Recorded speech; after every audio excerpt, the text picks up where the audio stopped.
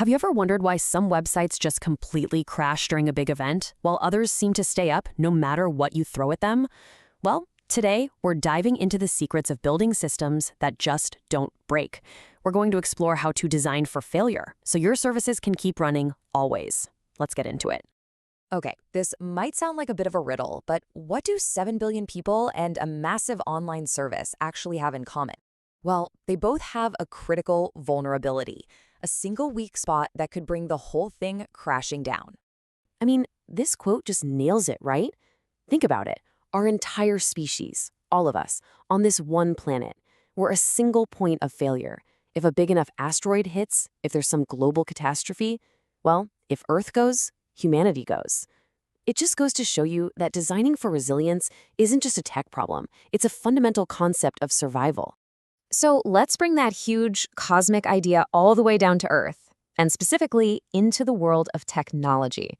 We're talking about that one component, that single gear in the machine, which, if it stops turning, the entire factory grinds to a halt.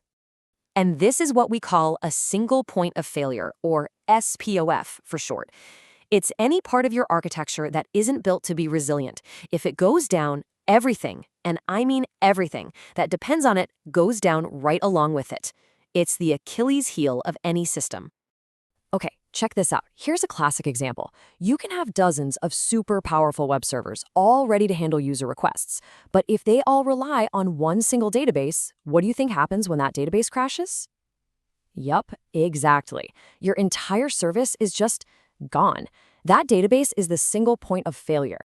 So, if having only one of something is the problem, the most intuitive solution is often the right one. You just add another one. This simple but really powerful idea is called redundancy, and it's our #1 tool for building truly resilient systems. So, if we take our last example, we simply add a second, identical database right next to the first. Now, if the primary one fails, we have a replica that's ready to take its place. Just like that, our system is instantly way more robust. And the impact of this simple change is huge. Let's get into the math for a second.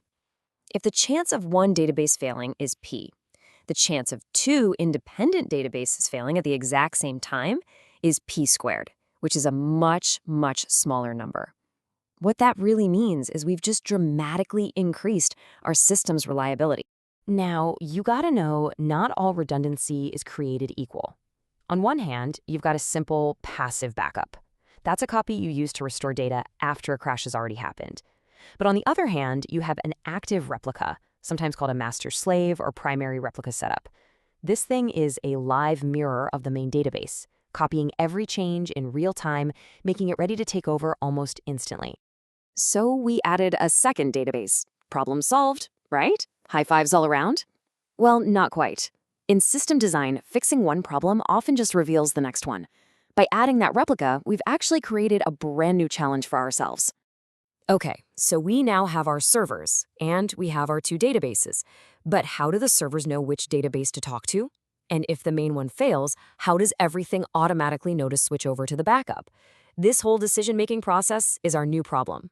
And the solution is a little component called a load balancer. Honestly, the easiest way to think of it is as a traffic cop.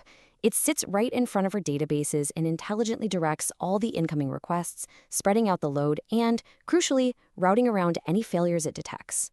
We're definitely making progress, but can you see what's happening here? We're kind of playing a game of whack-a-mole with our single point of failure. We solve it in one place, and it just pops right back up somewhere else. Exactly.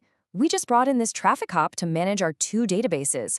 But what happens if our one and only traffic cop gets sick and goes home for the day? The entire system grinds to a halt all over again. The load balancer itself has become our new SPOF. So what do? We apply the same logic all over again. If one load balancer is a problem, we add a second one. But of course, this creates a new question. How does the user's computer, the client, know which of the 2 load balancers to talk to? See? We've just pushed the problem one step further up the chain.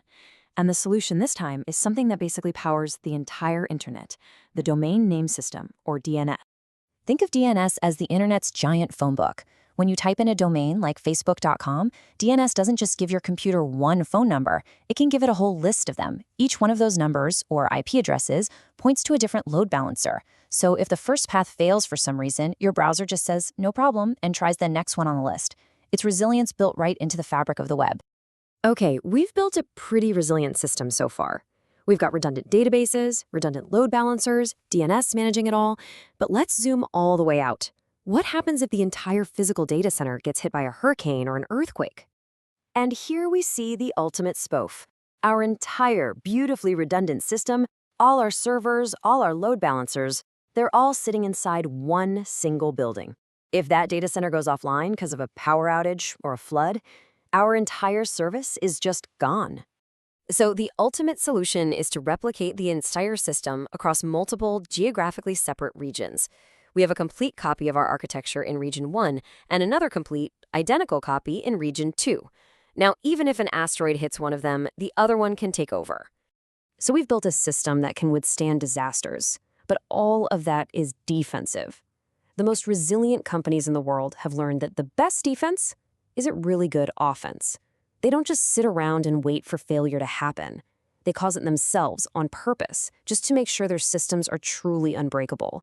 Netflix is legendary for this with their Chaos Monkey. It's a tool that runs on their live production systems and just randomly shuts down servers and components. I mean, it's the ultimate test. If your system can survive a monkey randomly pulling plugs out of the wall, you know you've built something that's actually resilient.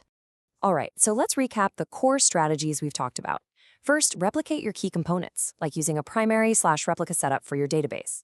Second, throw more nodes of the problem to handle both load and failures. Third, distribute everything across multiple physical regions for true disaster recovery.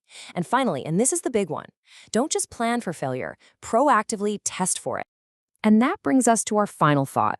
You see, building a resilient system is one thing, but resilience isn't a destination. It's a continuous process. It's not just about the fancy architecture you have today, but about having the culture and the practices that ensure it stays resilient as it grows and changes for whatever failure comes tomorrow. Thanks for tuning in.